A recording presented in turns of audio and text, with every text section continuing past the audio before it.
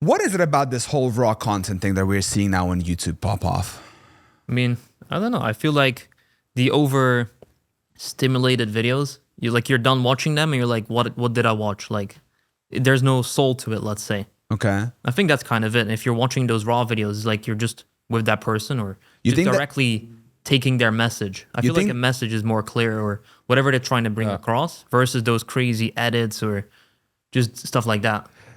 Do you think that's something that people can capitalize on in the upcoming year? Because, you know, people might look at someone like Iman Gadzhi and they're like, okay, well, I won't be able to make a video like that. That's like, oh, like the production there is crazy, right? It's like hundreds of thousands of dollars. They also make money on the back end, not of YouTube itself. Yeah, like $100,000. But then you see people like, you know, Sander Stage or who else was it?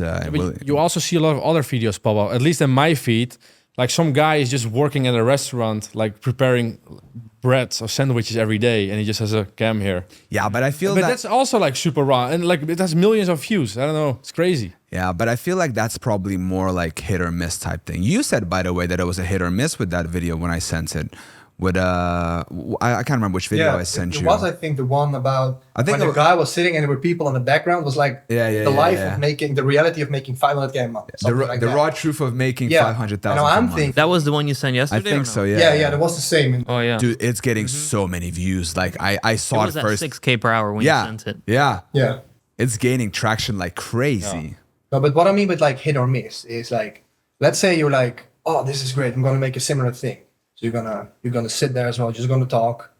I'm pretty confident if I would do it, like it would get no views, maybe 100 or something, not more than I usually get on my main channel. So the little things really make a difference because of that other guy as well. He had like the palm on the background, and these things do really make a difference. Yeah.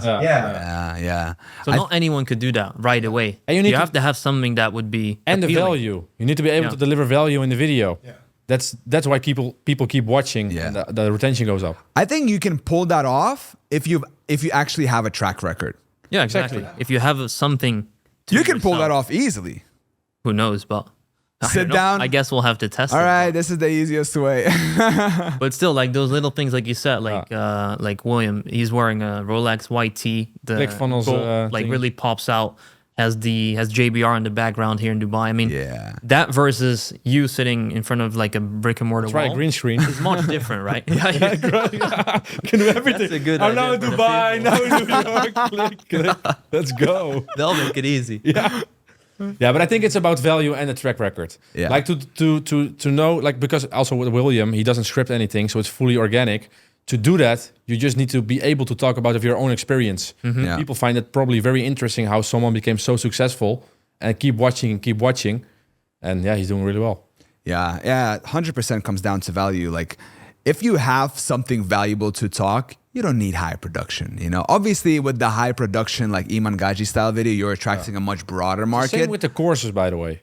Like, and a different audience as well. Different audience. That's mainly it. B2B. But like, for example, with courses, you might think like when you need to create a course, you need to do high quality editing, very good storytelling, and I don't know, take a lot of time. But like with the course we are following right now, it's a Word document with text and a voiceover. And it's yeah, I can probably say it. I don't know, we'll leave it out. Swear, Ron. But it's a really amazing content because it's only value. So when you're making a course, like it's just about the delivery. Yeah, he doesn't even have his face there. It's not like even a loom. It's literally just like a Word doc in Google Docs. And you're still happy with it, right? Yeah, and it's still like, exactly. Hey guys, Will here. And then he just starts reading out and like talking over it, and he like kind of like And that was the $3,000 one. Yeah. And it's really good. It's really good. Some free promotion here. Yeah, William. That's really good. But yeah, what else is on your mind?